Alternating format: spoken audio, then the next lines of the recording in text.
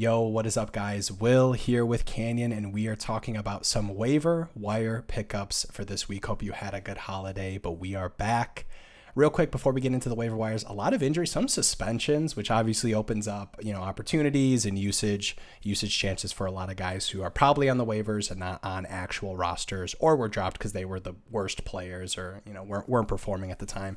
And a place I like to use and utilize a lot of that information is Underdog Fantasy. If you guys don't have Underdog or aren't familiar with it, it's a place you can, take a look at player props. We do some Underdog drafts for the NBA season. We did that heading into this year, but great spot to, check out some player props, make some player prop cards, try to win some money on there. If you don't have an account, you want to sign up, if you use code Canyon, the link is in the description. 100% deposit match up to $100. Get you some money to play with on there. But all that aside, let's get right into the waiver wire pickups. First one we've got here, he's a tough one, but I am excited about this guy, Mark Williams, who had a phenomenal game the other night against OKC. 17 points, 13 boards, perfect shooting, 2 assists, and added 4 defensive stats, 2 steals and 2 blocks. This is a guy who's had kind of a tough season, right? Kind of back and forth with the G League, hasn't really gotten an opportunity to play decent minutes at all. And even this monster game didn't come in monster minutes, right? This game against OKC only played 21 minutes, had a great showing. I think for me, we've gotten to see him play decent minutes the past 3 games here, 16, 18, and 21. Obviously had a really good showing in this last one. I look at Mark Williams and I think he should be given an opportunity to play solid rotational minutes behind Plumlee and, start to compete and play closer to 25, 26 minutes. But I'm not going to pretend like I know what's going on in the Charlotte staff and coaching staff's head. So, maybe even with the strong performance, maybe he's still going to be a, 16, 18, 20 minute guy, or maybe he even, falls off a little bit and we see even fewer minutes. It would not surprise me, but I just think he brings something to this team that they need so badly. Obviously, Charlotte, not a good defensive team at all. And I mean, Mark Williams isn't like an insane defender by any means, but I think he brings something that they don't currently have. And I think he can, provide solid stats. Like I think he can be a solid rebounder guy. Obviously we saw that the other night. The scoring offense isn't going to be insane by any means, but when you're playing with LaMelo Ball and with all the, injuries Charlotte's had, he's going to have some opportunities, and the defensive stats as well. I mean, even in limited minutes, right? 16, 18, and 21. He's had 2 defensive stats in each of these games. Like that's just crazy, obviously, in points leagues and in category leagues as well. So I think he's one of those guys, definitely in deeper leagues, he's worth the pickup because, you could potentially be picking up, maybe not to the effect that, a guy like Jalen Duren from the Pistons is doing right now, but I think he can replicate some of that upside kind of out of thin air, right? Because he wasn't even a guy who should have been rostered just a week ago. Yeah, I mean, this is a guy that we thought when they drafted him was like perfect fit. They need that rim runner, that athletic big that could play some defense for them, and obviously just didn't get off to a great start. But this is kind of what we've been waiting for, so hopefully this picks up and stays for him. If only they could have drafted someone like Jalen Duren instead that could have plugged and played earlier, but whatever. Next up here, we've got Landry Shamet and or Dwayne Washington, the Suns guards. So yes, like Landry Shamet is currently out, but he's most likely going to be the guy when he's back soon with Booker out for at least about a month or so. If you're pretty desperate, Dwayne Washington is getting a lot of that volume right now with Campaign also out and Shamet out. He's just going to be shooting a lot. We saw him do that with the Pacers in a little bit in that stint before he's over in Phoenix, but if you're in a deeper league and you really need a plug-and-play guard, yes, Dwayne Washington will probably get a lot of volume as Payne and Shamet are still out for a little bit. But I think heading into, past this week here, when Shamet comes back, he's going to be the guy. He's going to get most of the volume from that guard position scoring-wise, with Booker being out for a while and Payne also being out. Payne's looking to return here in this 6-game road trip that the Suns are on. I think we're on game 4 of that tonight at the time of this recording. So, he could be back pretty soon, which would be the big hit probably to Dwayne Washington. It'll be kind of more of what we saw with Payne earlier in the season without Paul. Payne does take up some usage, but I think overall at that 2 position with Booker out for the month, I think Shamet's the guy. He's the guy to look for and to pick up, and I think right now is a really good spot to pick him up because he's injured, and most of your league mates probably won't touch him while he's injured.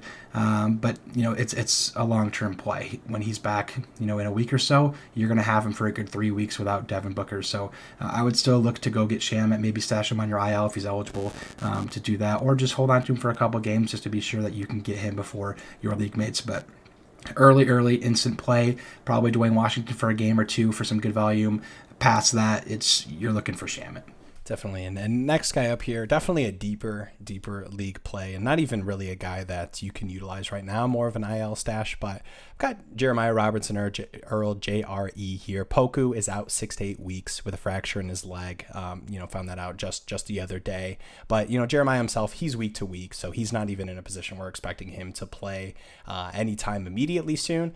But I think just obviously if you just look at this OKC team, I mean, obviously Chet, but, right now they're running Muscala at the 5, and I think he is very much, I don't even want to say a trap because I don't think he's even that appealing as a pickup, but they're playing the rookies a lot. I mean, those guys are still going to play decent minutes, so I don't think even when JRE is back, I don't think he immediately vaults into Poku's out, he's going to play, 28, 30 minutes, because we even saw with Poku missing some games earlier in the season, these guys have kind of traded off decent minute games. It's been really hard to pin down exactly what OKC's lineups are going to look like and rotations are going to be consistently. So I think, the rookies, and specifically Jalen Williams, Jalen, Jalen Williams, is going to play solid minutes, and the other Jalen as well. We saw that the other night.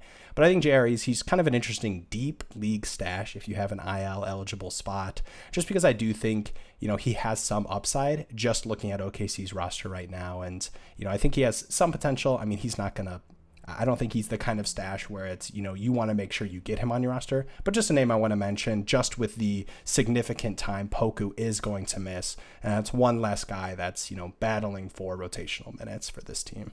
Yeah, I think he's a classic guy that you can get ahead of the curve on the public here and try to keep an eye on him, because there are a lot of people that are in deeper leagues, in 14, 16 team leagues. And, Jeremiah, he can do it all. He's a good defender. He's undersized for a big, but he can fill the stat sheet, and it's like a fantasy points format. He could be a pretty good ad. There's some good upside there and some good opening there for him for usage and volume. So definitely got to keep an eye out in deeper leagues for sure. Next up here, we've got Rui Hachimura. He's back. He's playing for the Wizards, instantly getting launched into the rotation, high minutes, high volume off the bench. Even with, Porzingis and Kuzma healthy and starting, Rui finds some really good offensive production and usage in these last couple of games. And so, I don't even see like a Beal return hindering that too much as far as minutes goes, but volume possibly, a couple shots would probably go Beal's way, obviously. But I think minutes-wise, Hachimura is very effective. I mean, this is a guy that they value a lot on this team and have for the past couple of years. So I can see him being a starter for this team in a few weeks or maybe a month. The Kispert and the Gafford roles could very much be, overcome by Hachimura. He's getting close to 30 minutes a game off the bench in these last couple of games, and so it wouldn't surprise me if Beal's back and they are back to that, maybe Monty Morris, Beal, Hachimura, Kuzma, KP kind of thing. And Hachimura, he's already got the minutes, like I said, off the bench, and so that volume's going to be there definitely without Beal, and even with Beal back, it's going to be a guy that is going to play 30 plus minutes and has the upside for more if he does become a starter like he was in the past for this Wizards team. Definitely. And what we want to reiterate some past guys that we've mentioned in, last week's video and even the videos before that. First up here, Alec Burks, who, just had an insane game. I think he was 10 for 11, just insane from 3 as well. Crazy scoring game, 30-point game. Obviously with the Killian suspension, he's going to be suspended for 3 games with that Mo Wagner altercation there. But even without, I think Burks is a guy who has a decent enough role for this Pistons team and is going to, has provided solid scoring and better peripherals than I think a lot of people expected, kind of game in and game out, just with what this Pistons team looks like. He's a guy where obviously you're not going to expect the kind of scoring that we saw in this last game, but he's provided pretty decent scoring games even outside of this last game. So I think he's a guy who, you definitely should check to see if he is rostered, because I do think he has a solid role for this Pistons team. Jalen Williams, who we mentioned a little bit earlier. Obviously with Poku out, but even without Poku being out, we've seen, consistently over this past couple weeks, he's played solid, consistent minutes. And that's Jalen. That's the Jalen Williams you want for this OKC team. But he's just been pretty solid. Solid minutes, solid scoring, some peripherals as well. And then Dante DiVincenzo, he's a guy who I think obviously was a very popular pickup with the Steph Curry injury. Steph is still going to be out for a little bit. So he's a guy where, he came back, had a solid showing and then was out for a short little injury. So he's a guy who might have been dropped because, a lot of these guys, I know you're probably looking and you're like, oh, DiVincenzo's rostered, come on, in all the leagues. But I think for a lot of you guys, a lot of times the popular waiver wire pickups, especially in shallower leagues, are guys who, if they're out and you don't have, the ability to stash on an IL, they just get dropped because they are your worst player because you had to make the waiver claim and drop your worst player to pick them up.